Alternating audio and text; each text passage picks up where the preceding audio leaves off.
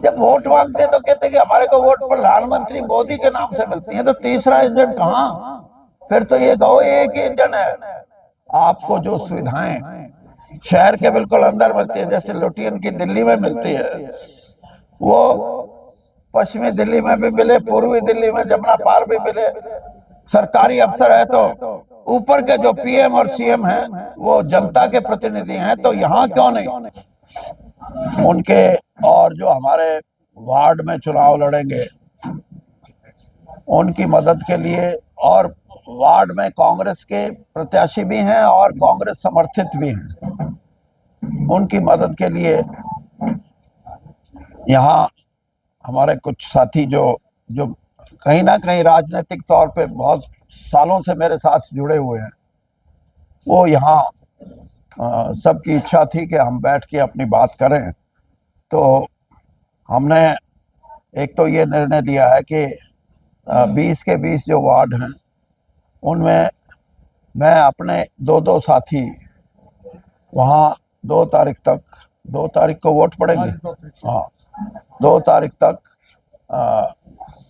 उनकी सेवाएं लेने के लिए उनको कहा है।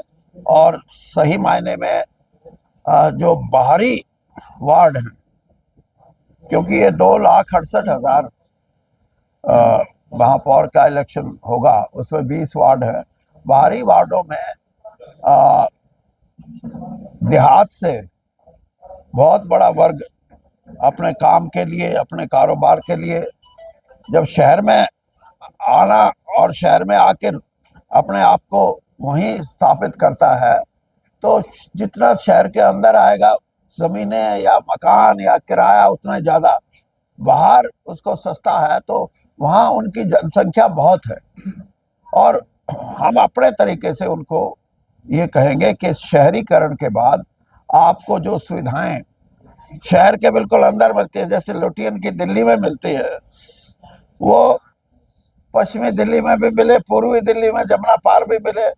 तो इस किस्म की व्यवस्था के लिए कांग्रेस प्रतिबद्ध है, क्योंकि कांग्रेस ने ये बात विचाराधीन है कि कांग्रेस ने जो परिभाषा की है शहरीकरण की, आंकड़े ये बताते हैं अगले 10-12 साल में इस देश की आबादी का 50% आबादी शहरों में आ जाएगी।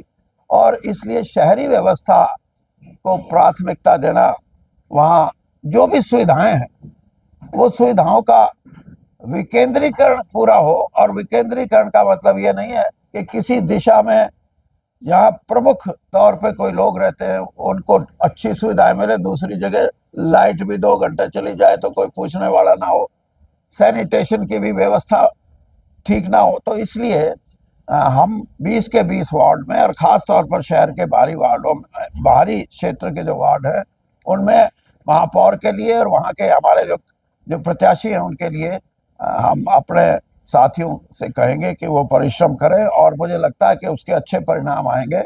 और मैंने जो 21 कार्यक्रम की व्याख्या भारतीय जनता पार्टी ने की है, उसकी सबसे बड़ी अगर मैं बात कहूँ तो जो जो जो उनकी आदत का हिस्सा बन गई कि जब असेंबली का चुनाव हो तो डबल इंजन, और अब 3 इंजन की, तो 3 इंजन में कभी भी उन्होंने तीसरे को कोई प्राथमिकता दी ही नहीं। जब वोट मांगते तो कहते कि हमारे को वोट प्रधानमंत्री मोदी के नाम से मिलती है, तो तीसरा इंजन कहाँ? फिर तो ये कहो एक ही इंजन है। इसलिए हम अपने साथियों को ये कहेंगे कि आपको आपके शहर में क्या करना है वो तो आपकी प्राथमिकता है ही, लेकिन तीसरे की जो परिभाषा करते हैं, अब इंजन में तो या तो आप तेल डालो या कोयले से स्टीम बना के डालो। 2 साल तो स्टार्ट ही नहीं किया, तीसरा दिन चुनाव नहीं करवाए। हाँ, 2 साल तो चुनाव नहीं करवाए, तीसरा दिन तो स्टार्ट ही नहीं किया। और या हाइड्रोजन से भी कहते हैं, हाइड्रो पावर से भी रेलगाड़ियां चलेंगे, इंजन चलेगा।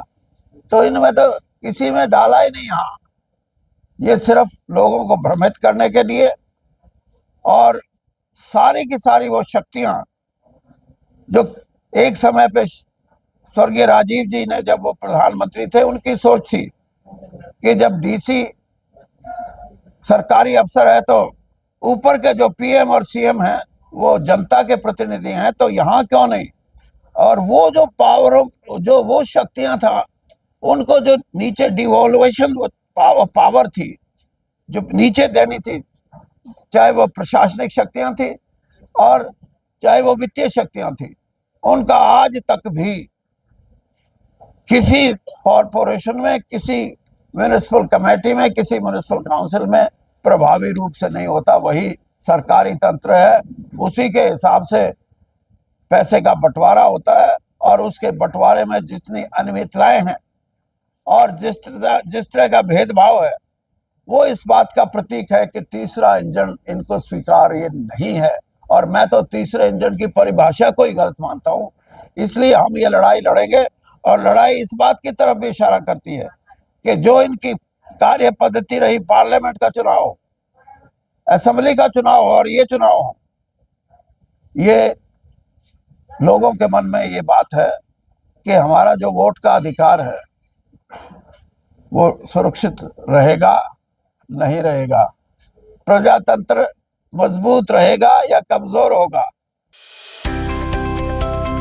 अब किसी भी प्रकार के दर्द से क्यों होना परेशान, जब ऑर्थोचार्ज कैप्सूल हो आपके पास। सभी प्रकार के दर्द में आयुर्वेदिक पद्धति पर आधारित रामबाण इलाज। कबीर औषधालय का ऑर्थोचार्ज ऑयल, कैप्सूल और सिरप आपको देता है तुरंत आराम। अनेक प्रकार के दर्द जैसे sciatica, spondylitis, rheumatic pain, arthritis, lumbar pain, सभी दर्द को दूर करने का रामबाण इलाज 100% आयुर्वेदिक जड़ी बूटियों से बनाया गया ऑर्थोचार्ज कैप्सूल और ऑयल एक बार प्रयोग में अवश्य लाएं। अधिक जानकारी के लिए संपर्क करें। एड्रेस: कबीर औषधालय, सेक्टर 14, सोनीपत, दिल्ली, NCR।